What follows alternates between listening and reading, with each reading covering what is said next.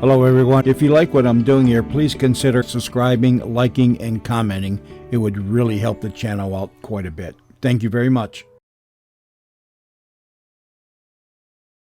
Now, The Rattlesnake and the Barefoot Bride, dramatized from True Detective Mysteries magazine.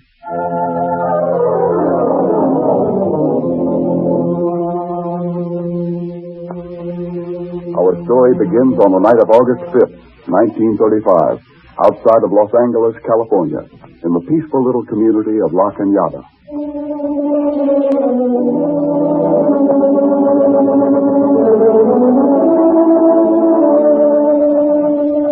The summer night is scented with the haunting fragrance of orange blossoms, whose drifting petals somehow seem like falling tears. And that strange sound that seems to float on the air, like the echo of some weird rattle. What is that? We shall see.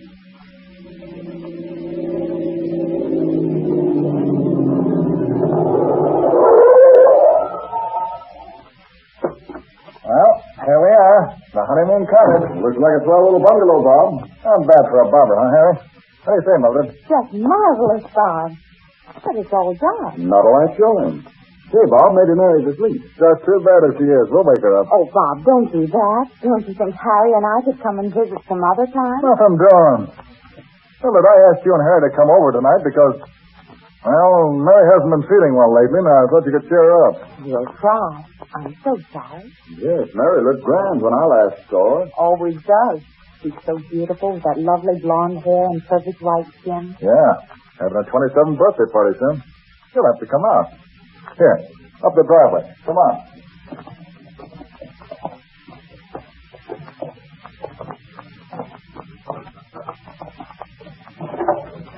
Come right in. I'll turn on the lights. Oh, how lovely. So this is where you keep your bride. Not bad for a barber, huh? Beautiful home, beautiful wife. Yeah, I'll call her. Mary! Oh, Mary! We got company! Yeah, that's funny. Mary! Are you down here? Funny? Maybe she's upstairs. I'll run up and see. Mary! Mother Jackson and Harry also are here. Mary! Harry, I hope nothing's the matter. Oh, don't be silly. What could be the matter? Mary! This house seems so empty. Oh, Mary's probably out in the backyard feeding those rabbits of hers Bob was telling us about.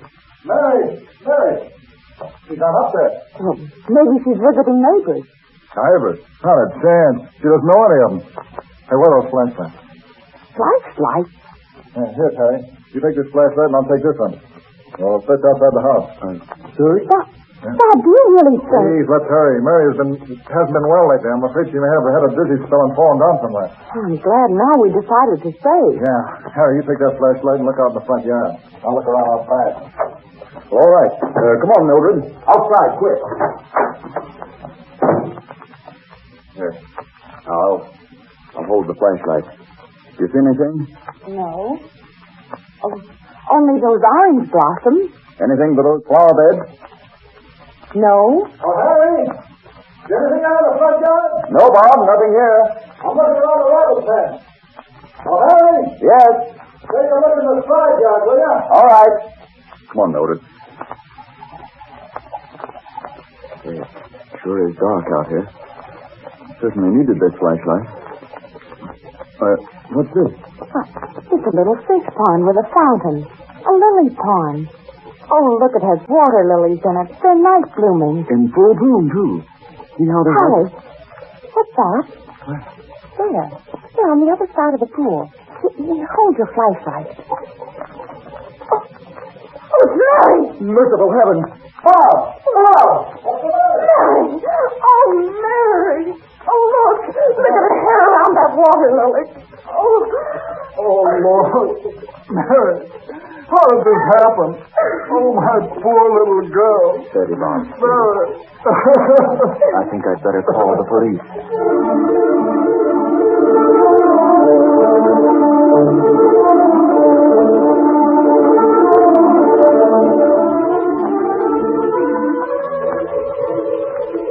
What do you think happened, James? I don't know, Sheriff. He's not himself yet, Sheriff. Maybe I can help you. Do you know what happened? Well, not exactly, Sheriff, but Bob here told us that Mary, his wife, was subject to dizzy spells. Well, I figured she fainted and fell into the pond. Yes, I see. We're going out again to look things over. You two stay here with James. Yes, sir. Come on, Jonesy. Right.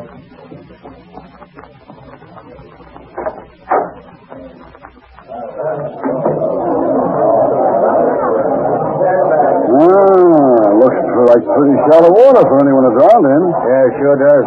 About 8 inches deep, I figure. Too bad. Hey, what's this? Turn that flashlight down on her leg. Look at that. Oh, why, her leg is swollen nearly twice the size of the other one. Was she in an accident or something? I don't know. Here comes the doctor. We'll ask him what he thinks. Oh, Doc! Doc, here, this way, please. Oh, hello, Sheriff. Is this the patient? Too late for being a patient, I guess, Doc. Looks like a drowning. Rather unusual in a shallow pool like this, isn't it? Yeah. Say, Doc, look at that left leg. What do you make of it? Looks like a bite of some sort. Do you know what kind? Well, that's hard to say. It might be some insect like a black widow spider. But I can't say for sure without a chemical analysis. You take charge of the body until the coroner comes, will you, Doctor? Yes, I will. Come on, Jonesy. Let's go inside again. Right.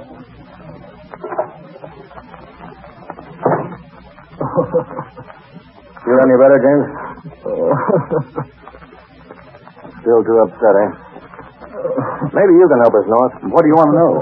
Has Mrs. James been in an accident recently? Well, I really don't know. I didn't hear about any accident. Hey, what's this? Mind if I read this letter? Look at this, Jonesy. Here's your answer. Dear sis, just a line to let you know I'm pretty sick. My leg is all swollen. Something bit me while watering in the garden. And having lots of bad luck. This is old Blue Monday, but my daddy will be home early tonight, and he takes good care of me. Mary. Bitten by something in the garden, eh? So that's it. Yep. Well, you don't need us here now, do you, men? Suppose I take James home with me tonight. He's pretty well shot, and I think a good night's sleep somewhere else would do him good. That'll be okay, I guess. Well, come on, Bob, and Mildred. We're going now. You sit in the back of the car, Bob, and you'll be more comfortable there. Feel any better, Bob? No. You know something, Harry? What? Too bad Mary had to die that way. What do you mean? Oh, it's going to look bad for me. For you? What are you driving at? My third wife drowned in a bathtub in Colorado about 3 years ago. What in the world has that got to do with it? Well, the cops will ask a lot of questions. And that's what's worrying you now? You sure are a queer, Doc. You afraid of being questioned, and your wife stone dead. Gee. You don't understand, Harry. Well, I guess I don't.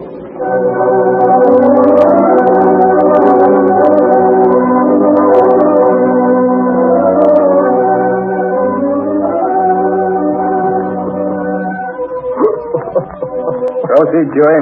Yes, sir.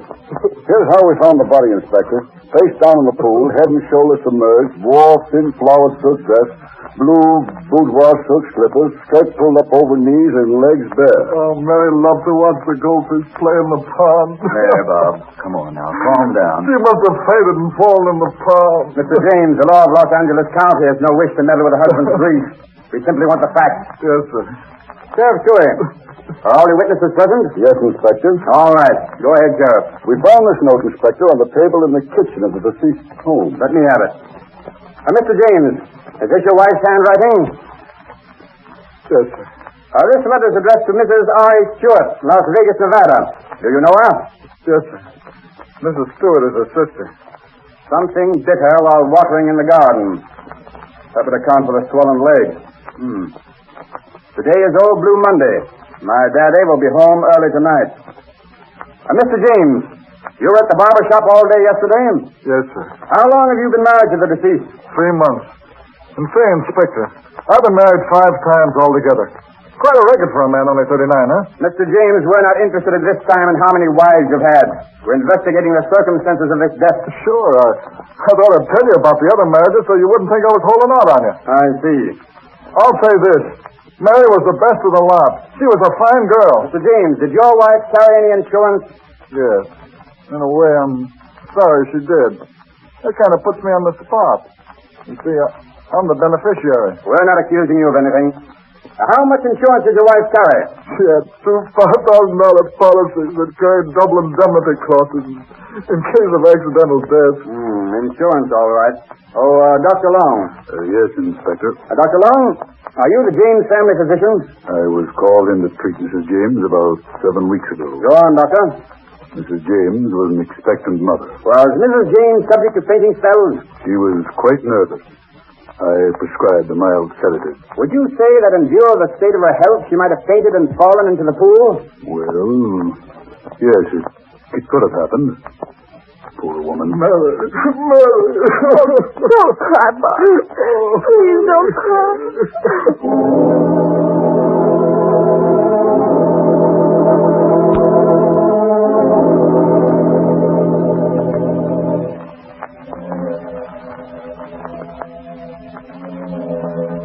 Mary James was laid to rest in Los Angeles, near the third wife of Robert James. The two brides of the strange barber lay side by side in eternal sleep. But the tragic story of Mary was not yet to have its final heart-rending chapter written. For while Robert James once more plied his shears in his barber shop, in the office of Buren Fitz, District Attorney of Los Angeles County, the shears of fate were also sniffing. Let's get somewhere with this. That's right. Tui, let's hear that coroner's report again. Yes, Mr. Fitz. Coroner Surgeon's report, Mrs. Mary Bush James came to her death on the night of August the 5th, 1935 as a result of drowning, with acute cellulitis of left foot and left leg following laceration of great left toe as contributing factor. Verdict, accidental drowning, case automatically closed. All right, Tui. Well, what else have you to suggest, Inspector Sutter? Mr. Fitz, there's about only one thing left to do. What's that? I've been doing some scouting around. This fellow James is taking a house out on LaSalle Avenue. Who's his next-door neighbor? The house next door is vacant. Now, my idea would be to install a microphone in his house. Rent the house next door and listen in for a while. That's a good idea. Oh, Sergeant, get me Chief of Police Davis on the phone. I want the best sound man in the department.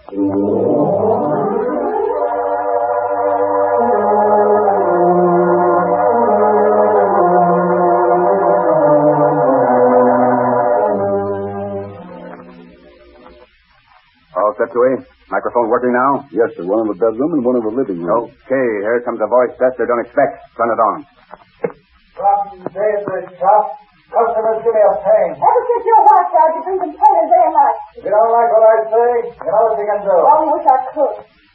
Hey, what's the idea? Why don't you put me first for one? Please be quiet, Bob. I'm not the servant. If you want your first money, why don't you take care of yourself? Shut up. Don't you ever yell at me that way. You're riding for a fall, Bob. Don't forget it. I was good enough for you when you didn't know where your next meal was coming from, wasn't I? I'll pay you back for everything you ever done for me. What does she mean? Quiet. Don't leave me that way. Don't go away. Keep quiet. You want to wake up the whole neighborhood? Please go away. Please. I'm going over there and break that guy's head down. Stop whining. I didn't hurt you. Between you and the hobo and the nut. Please, Bob, you want to take it out on me. Bother me, huh? Oh, won't be bothering me for long. Next time he tries to get more dope than me, I'll get him. Only better than I got married. Did you hear that? I knew he'd talk. I saw Hook bring George near the barber shop today. Yeah? Now, why didn't he come in to see me? I only wish he had. Am I going to fix him? I should have done it long ago. I want to know one thing. What's that? Isn't that girl a manicurist in James' barber shop? All right, Captain. I thought I heard her voice sound familiar. She testified for him at the coroner's inquest, remember? Yes. But where is this guy Hope fit in the picture? He has something on James. He owns a green Buick, that's all we know, but that's plenty. Come on, let's go. Right.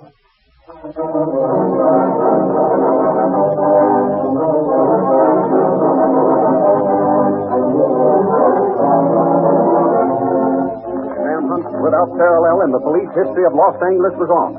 Armed with a complete list of all cars registered in the name of Hope, the law, grim and quiet, checked them one by one. On the morning of May 2nd, Inspector Stothard and Toohey, acting on a tip, drove up to a lunchroom in Hermosa Beach, where Charlie Hope was employed, and placed him under arrest for the murder of Mary Jane. While he was being grilled at headquarters, the two officers resumed their vigil at the recording instrument in the house next door to the one occupied by Bob James. James is later than usual tonight. I wonder if he knows that Hope was picked up today. No, the DA's office has him undercover. But Hope didn't crack yet, Captain. Don't worry, Joey. With Williams grilling him, it won't be long now. We take James tonight, eh? You heard the chief's orders. We've got to get him red-handed. Listen. Here they come now. Tomorrow's Sunday. I'm tired. Me too. What's your hurry? You like me anymore? I'll sit down. Oh, why shouldn't you? Come on. No, please. What's the matter with you anyway? No. Come back alive. Hey, Joey.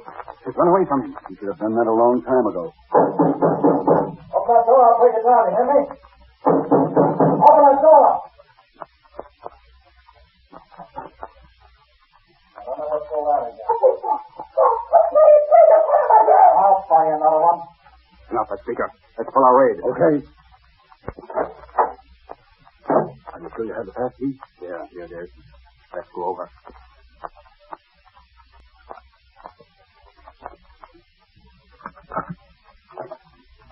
This way. Come in. I'll open the door. You walk it fast. Careful. James will have a gun.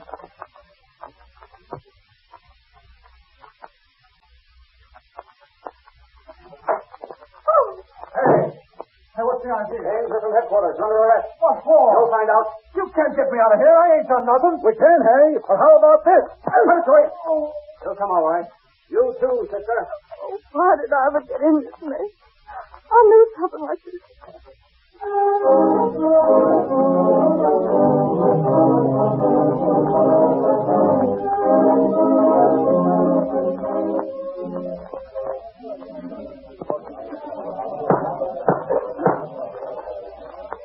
Proceed, Mr. Williams. Charles H. Hope. Take the witness chair again, please. Charles Hope, I hand you the signed paper. Can you identify it? Yes, sir, I can. Tell the court what it is. My confession. You admit you wrote it, Yes, sir, I do. and you signed it I did? of your own free will? Yes, sir. You weren't forced to sign it. No, sir. Will you please read it to the jury? I, Charles H. Hope, for the purpose of... Oh, just a minute. You may start with the next paragraph, please. Yes, sir. About a year ago, I was broke. Went to Robert James' barber shop in Los Angeles to see if I could get a free haircut and a shave. Oh, now listen, Bob. Give me a free ride in the barber chair. Maybe I can help you someday. Nobody helps Bob James. Hey, maybe you're the man I'm looking for. Like to make $100? Boy, I jump at that chance. Huh? How do I earn this $100? Yes, huh? A friend of mine says he'll pay $100 for some good live rattlesnake. Rattlesnake. Yeah, rattlesnake.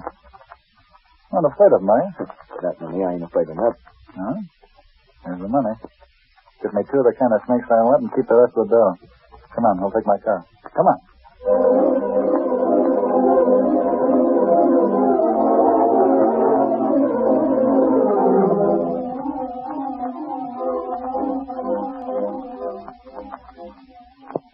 Are you Snake Joe? Yeah, Snake Joe, that's me. Got any good diamondback rattlesnakes? What? I got the meanest diamondbacks around here. Number 2, mister.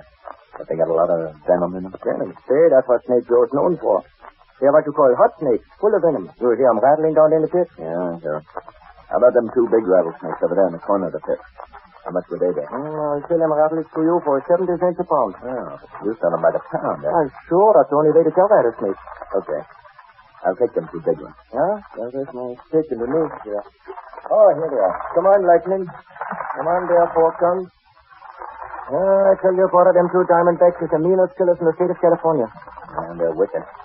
Yeah, I brought the box with a glass top. Put them in here. Say, 4 times meaner than lightning. Yeah, they're plenty hot. Now, let's see. Take off the weight of the box. That's 10.5 pounds of rattlesnake. That's $7.35. Change out of 10. Well, here you are. I'll come again sometime. Okay. I got the snake, Bum. Fine. You sit back there with him. A hot one? And now, Diamondbacks and plenty hot.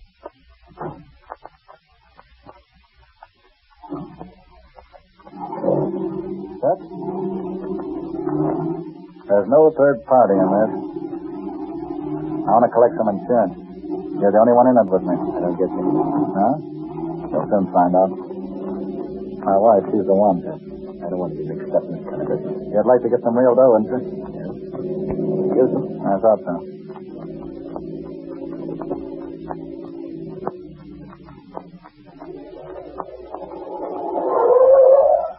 Well, here we are. Let's get out.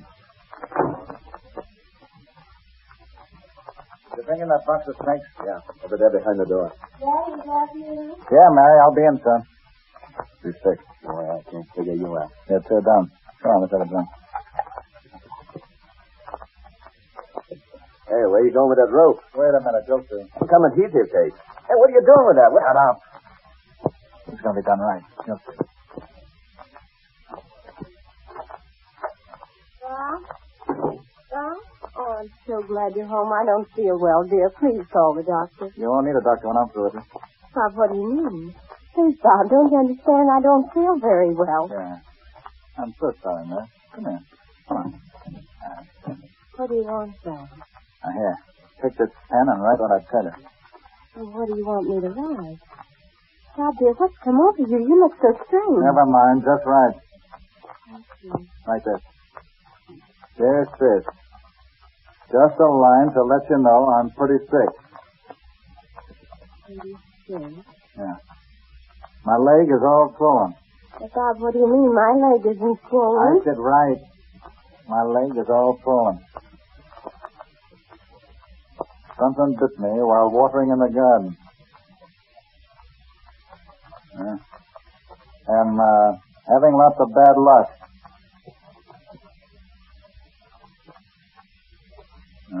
This is old Blue Monday, but my daddy will be home early tonight, and he takes good care of me.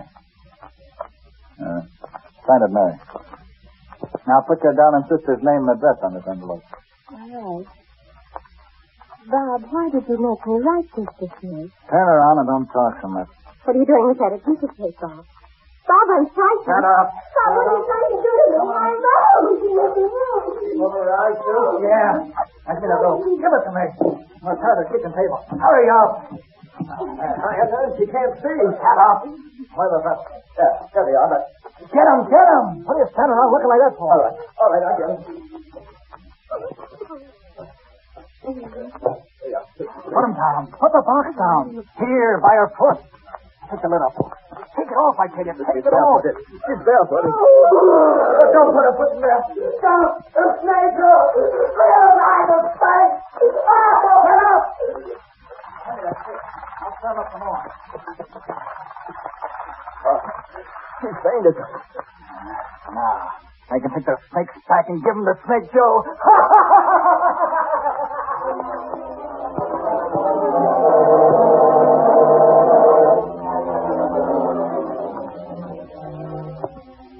What? I couldn't stand it in you. Is she dead yet? She's dead yet. She's been dead since 4 o'clock. To make double sure, I drowned in the bathtub. She's finished now, all right. Come in and help me carry her out. No, I can't. Come on. You take a seat. I'll carry her head. We'll put her in a lily pond. Come on.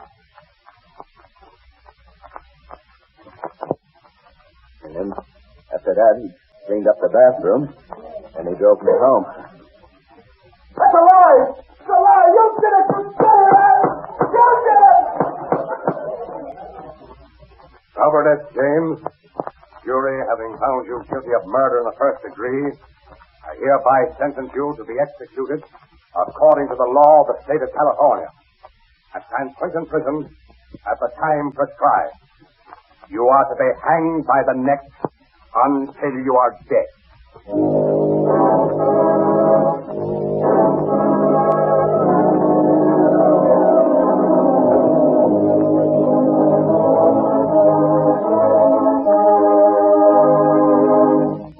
The story you have just heard is The Rattlesnake and the Barefoot Bride, dramatized from True Detective Mysteries magazine, and electrically transcribed for your pleasure by Trans-American.